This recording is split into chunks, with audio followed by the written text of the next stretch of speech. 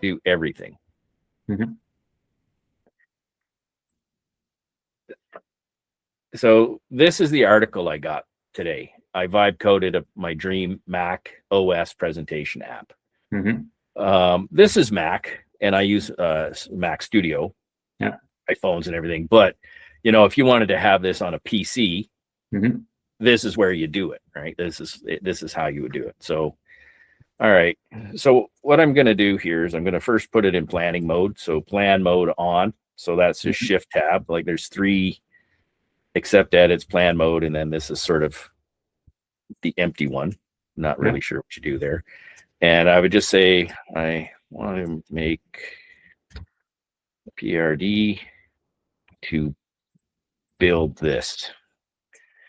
And have you done this, like where you've just grabbed an article and No. okay, so this is hugely effective, right? Oh, okay. You just you don't even have to do any thinking. So I want to do a product requirements document to build a presentation in Claude Code based on what the guy wrote about. And in fact, he's got a GitHub repo, so he's already got it. I could have just pulled that down. Okay.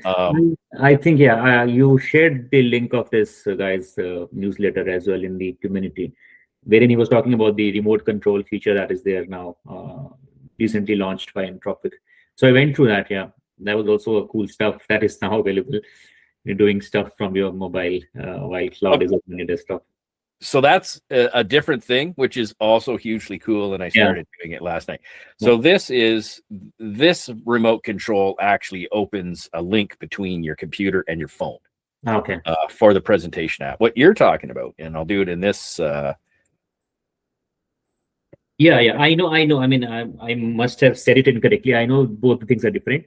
But what I'm talking about is the one that you shared in the school, the same article from this guy, the remote control thing, wherein you can actually control what is happening in the Claude Code on your mobile. That's different to what we are doing on the left.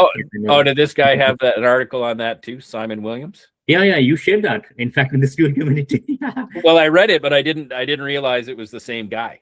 Oh, he's the same guy. Yeah, he put it there, and then he talked about it. Eventually, took me to the Claude Code, to the Anthropic homepage, which talks about this new feature. But then there are many vulnerabilities and security issues as well, which are now being stated by many people talking about that as well. Well, so I subscribe to a paid.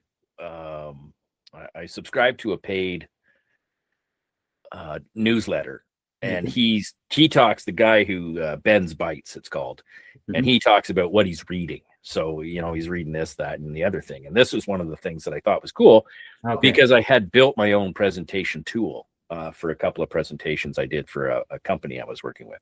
Oh, okay, that's nice. And so I just thought, here's an alternative, and let's see what he does. So build as a web. Okay, so the first steps for obviously a product requirements document. Now, there's 2 things I could have done. As I said, he's got a GitHub repo, so I could just pull that down and use it, or I could just say, read this article. I want to do my own. Okay. Right. And so this one's talking about a web app with a React. So he used Swift. In the article, he talks about using Swift. So native, right? But that would be fine for myself, Mac OS only, but for anybody, you just do the web app, and we'll go from there. So now we're slightly changing it, but I'll go with the web app. Okay. What's the primary use case? Presenting your training sessions or a general purpose tool for anyone? I'm going to say both. Personal first, then general. I can't even say it right. And the reason why is because maybe I would put this in a public repo and just let people get it, because some of your credibility as a builder is your ability to share things. You can support. I get that. Which features from Simon's presentation are must-have? So I like the URL sequence presentation. I thought the remote control was kind of cool. Edit, reorder. Yeah, definitely. Save and load TXT files. Persist presentations as simple TXT files, 1 URL per line. That can be open saved. Yeah, sure. And that's that. I'll submit my answers.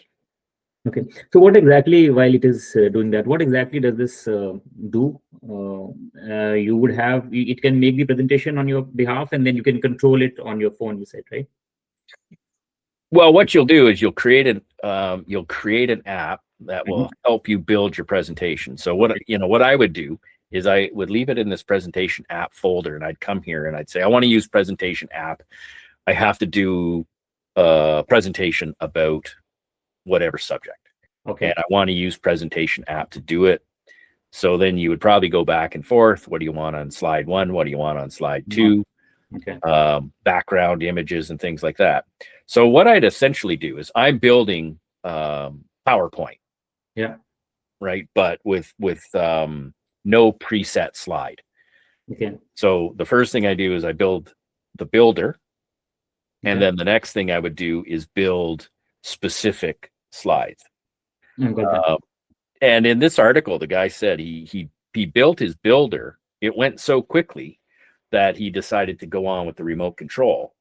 Okay. And it was the remote control that took a little bit of a longer time. So I'm like, oh, remote control would be cool. I mean, most of my presentations are me sitting right at my desk right here.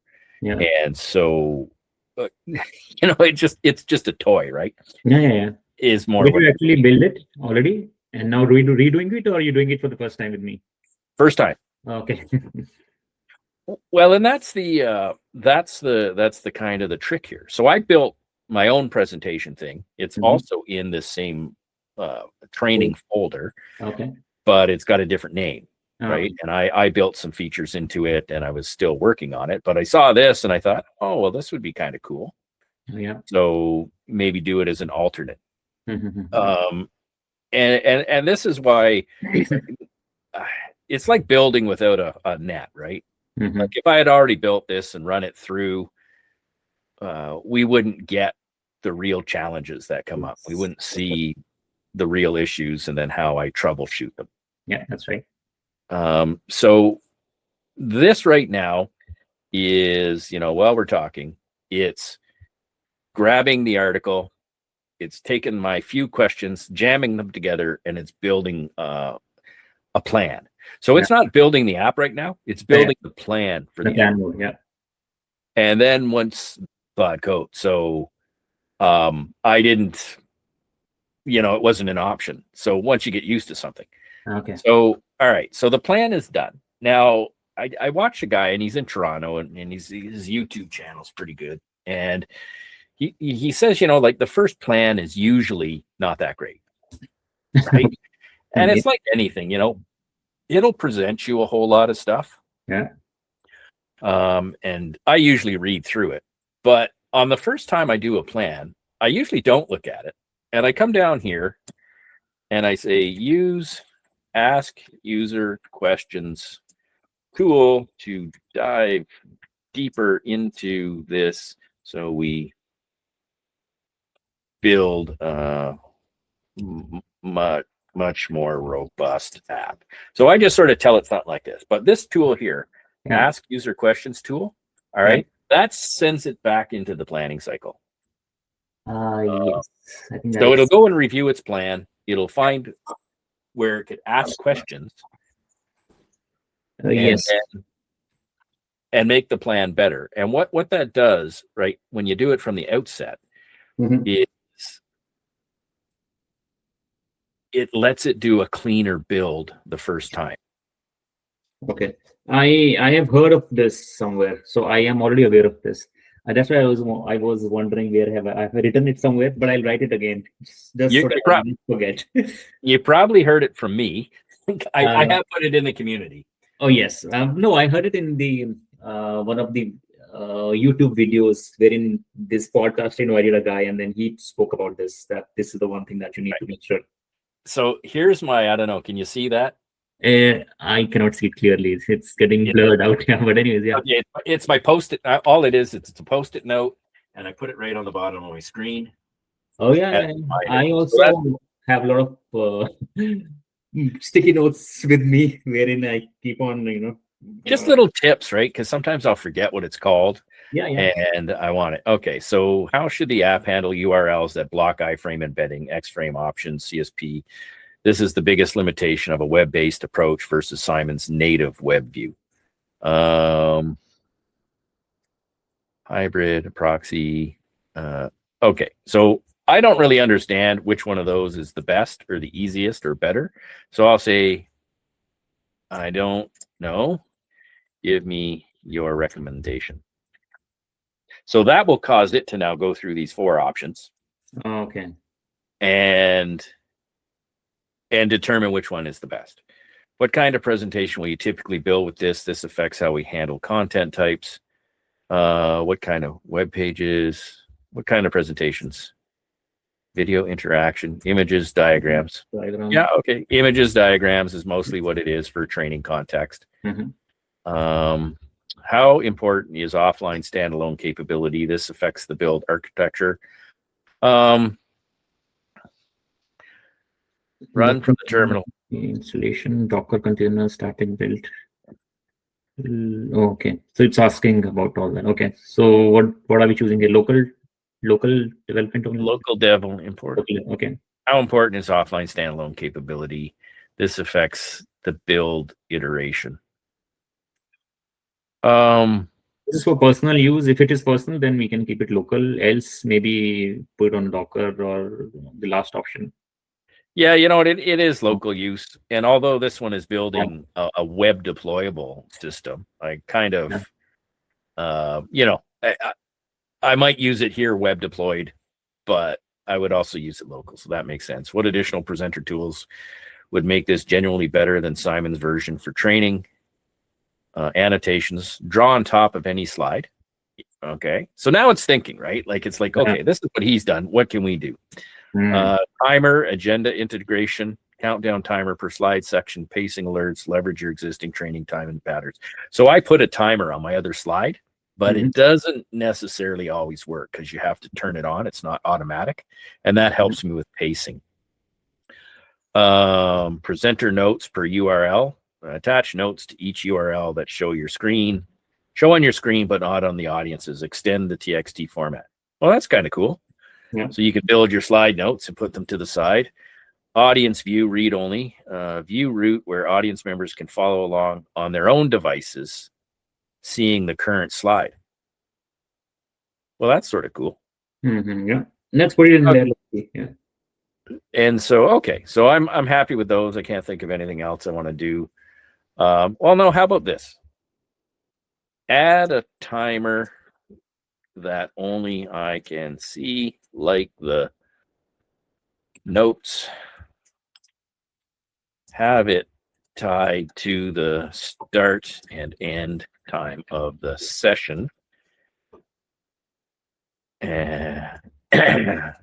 So that it keeps me on track. Okay, so that's what, you know what I mean? Like, I just want to be able to see it to track where I'm at. Yeah. Okay, submit answers. So what's the name of the tool? AskUserQuestion tool. AskUserQuestions tool. So okay. Now you can just type that, but the other thing is you could just type, dig deeper. I want some better ideas. I want some more concepts for the okay, so now we're coming back for the annotation drawing overlay. How should annotations persist? Draw during presentations, annotations disappear when you move to the next slide, like a whiteboard. Yes, I do like that. I don't want to keep them because I do want to draw attention to things, but I don't want them to stay there. For presenter notes, how do you want to author them? For the presenter notes, how do you want the author? How do you want to author them? Each line becomes URL. Note that the URL separate present author. This is becoming too complex. Okay, edit notes directly in the app sidebar per URL. Auto save to local storage. Export includes notes. I like that. Yeah, this should be okay. Inline editor. Timer. For the session timer, how should the timer work across slides? smart pacing, last one, I think. Okay. For the audience view, okay, so what I'll do is I'll start this off and then I'll show you what I do, because this is, so I'm not going to go deeper in, but the guy I was listening to, and he's kind of smart, is he said, use the Ask User Questions tool 4 or 5 times. Oh, okay. Because, it goes from big issues, but then it scales down to sort of like the micro issues that really give it connective tissue. Now this build is probably going to last more than 15 minutes. So I'm just going to say yes, clear context, and use auto accept edits. So it's going to start, probably ask me for a bunch of permissions, and it's going to start building. Okay, but now here you said that maybe you can try again the ask me questions prompt once again, and then it'll give you much deeper, dig deep once more. Yeah. Right? Okay. If I wasn't trying to pull this off in an hour, okay, where we spent the first 10 minutes, yeah, first 5 minutes of it, nobody there, and then sort of you there for, we talked for a couple minutes, which is fine. But if I was building this in production, right, or not for production for myself, not production for everyone, I would have probably done 4 or 5 rounds. Okay. Until the questions I could tell that it was reaching, right? Okay. But in this app and what I expected to do, I know for a fact that I probably could have easily gone 3 or 4 more, and still been getting good value out of giving it instructions so that it could build the proper process. So when when you're building, like, this is green field, right? Yeah. I just grabbed an article. Yeah. And that's the best time to use that Ask User Questions tool. Yeah. Dig as deep as you can, because you'll never get a cleaner run from Claude Code than you do the first time. Okay. And what I mean by that is it invests all the effort up front. And then after, when you start adjusting things and testing things, well, sometimes it doesn't do it as much anymore, but you would fix something, but it would break something else. Oh, yes. Yeah. Right. And or you would have one edge case, and then you'd realize, oh, well, this edge case is not actually applicable to everything. Okay. And so, but it will only fix the one edge case. So you'll come back and you'll have the same problem again, and you'll go, well, we fixed this. And then you'll realize, no, you fixed it, if it's a presentation, for one presentation, or you fixed it, but you didn't fix it for the entire app. Oh, okay. Because it was interpreted you literally. And so maybe it fixed the one edge case and it hard coded the one edge case. And now what you've got is an app that can do one thing really well, but we didn't extend that across. Understood. Yeah. So, and for my job search app, right, it wasn't, I'm putting tags like on each client. Like, so I put job tags. So if the guy is a cement finisher, I want cement finisher jobs. Well, what we were doing is the tag that it was being assigned to him was, skilled labor or something like that, or trade. Well, the carpenter jobs were coming up and all these, and I'm like, he's cement. Why are we looking at carpenters? Like, that doesn't apply to him. Yeah.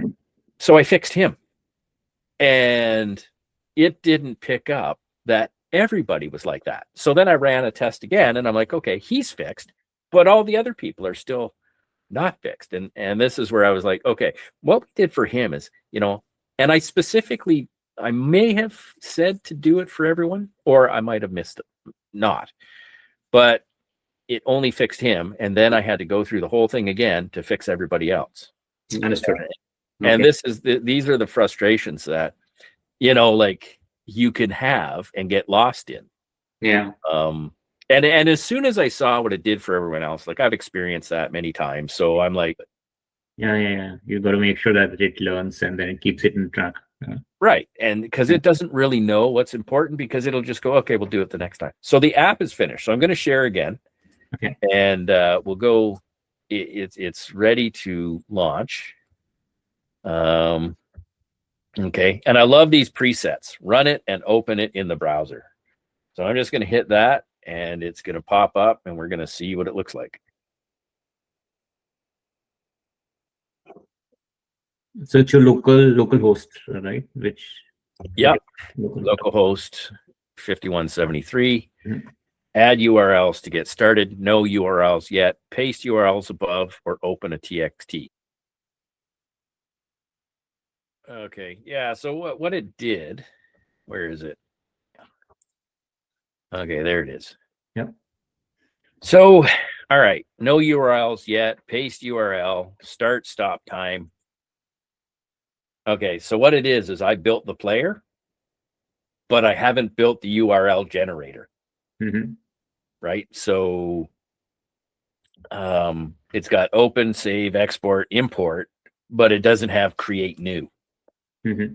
right? So that obviously that's a flaw. Yeah. So I would just I would go back and then just work on that feature and just say, I want to build. All right. So which URL it's talking about? Any URL from the web, you just put it there and it'll make a presentation. Does that mean? No, what it does is in that story, the guy makes each of his slides a different URL. Oh, okay. I'm just going to dictate here.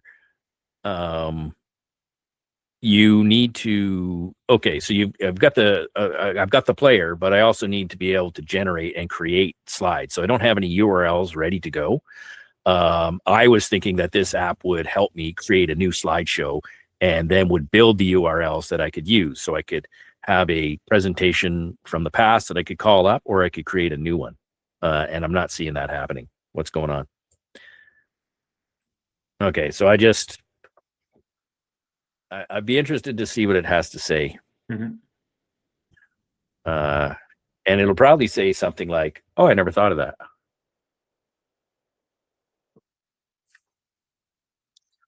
But in general, when you're looking at it, Mm-hmm. the UI looks pretty good. Yeah. So you got some features here.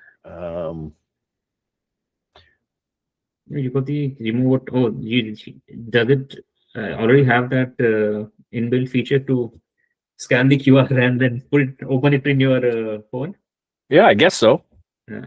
Yeah. So that's the remote control, and that would be the audience.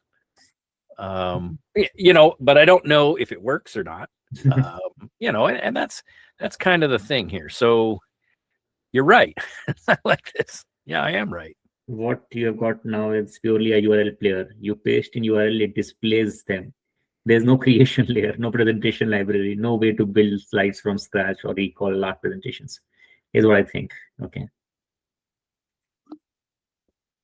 So it would then again, now we got to, but then we did use ask user questions tool, and it didn't ask us. But it was only focusing on functions and the UI. So maybe if I'd have kept using ask user questions tools and then at a certain point read it, the plan, I might have said, where's the creation tool? And also we didn't actually create the PRD. We didn't actually create the Claude.md or README or anything. We just started from the prompt. I noticed that, right? I noticed that up here. Yeah. When it was building in. So I was kind of looking at that as well. And that would be something I'd circle back on. Like I would say, okay, because when I built the folder in a different instance, and I said, okay, because I just dropped the link in, I asked some questions. I said, I want to build it from fresh. Just make me a folder here, and then I'll use that folder to start. Yeah. And now in that discussion, it said, okay, I put in, the Claude MD, this and that, and the other thing. And so I thought it scaffolded the folder, because when I create a new folder, the instructions I give to Claude is to scaffold it with those things. Yeah. So, what I would do in here is I'd say, okay, well, there's, the builder would require a Claude MD. And so anyway, so I've got a presentation tool. I don't have a. Okay. So do you have any URL or to test anything here, or no, not yet? No, because you don't have anything. Okay. I was hoping to. That's okay. I was hoping to like push a button and then, okay, build me a quick presentation, 10 slides on photosynthesis or something. And that would be kind of how I would expect it, right? So, I mean, these are the little surprises with vibe coding. So then, but it's that component would be easily fixed. Yeah. Right. You just, I mean, how long are we into the build? Half an hour. We've invested half an hour, and I think we've got half an hour's worth of product. Yeah. Right. So makes sense. Yeah. And you would only see flaws with the UI once you started putting in the URLs and the slides, and then you'd go like, okay, this button is not connected. This one doesn't work. I can't. And that's when you get into what you're doing with your app, which is this constant going forward and stuff. And one of the things that I have started doing, and I posted about it earlier, is I would ask it to test before, but I wasn't doing. So unit tests will test one function. Mm-hmm. A smoke test tests the whole chain just to see if it flows. So, you ask for a smoke test and it'll just go through everything to make sure it's connected and it's working. And then you do an end-to-end or E-to-E test, which is it's like a live test of, yes, it's all connected, but does everything do what it's meant to do? And so I've been more and more building testing functions into my builds because it'll run its own tests, then it'll fix the flaws, run the test again, and it goes through the process, and that helps it actually just iterate the build. So how do you do that? You just tell it to just run that test and it checks all the code base and all that, or because test normally you got to perform a test, like so for me, like you got to post something, you got to have that in your UI so that if anything goes wrong, you go back to the Claude, tell it. In the planning mode, right? I will say build in testing. Okay. And just tell it to build in testing. And I've started actually saying unit, smoke, and end-to-end tests. Okay. So it will, in all of these three things, it will create its own test and look around all the things that needs to be looked on. Well, with unit tests, that'll test as it goes, right? Because a unit is just a component. So it'll test the component before moving to the next one. The smoke test is at the end of the build, just to see if it works, right? So if it doesn't work and it does the smoke test, it will see where the problem is and then just wire it. The end-to-end test is really kind of the finishing test where I'm involved, right? When we're actually talking about what the output looks like. Okay, understood.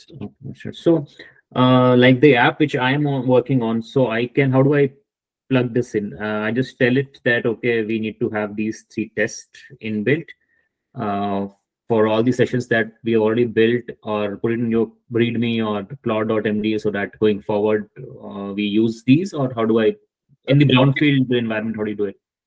Well, that's a great question for your app in the session, right? Because anytime you add a new feature or something, it should have a unit test. So you'd put in your ClodeMD. ClodeMD, okay. So you'd say, okay, I want to do unit tests on every function. Make sure that's in the ClodeMD. Okay. The smoke test, right? That would be something you could initiate now, or after you build on something. And you could say, after we do a major addition or change to the code, I want you to run a smoke test. And so it will put that in the ClodeMD as well. And you can just say, I want to build in testing. I want these tests done. What's the best way to integrate them into my code base? Okay, understood. Okay. Right. So anytime you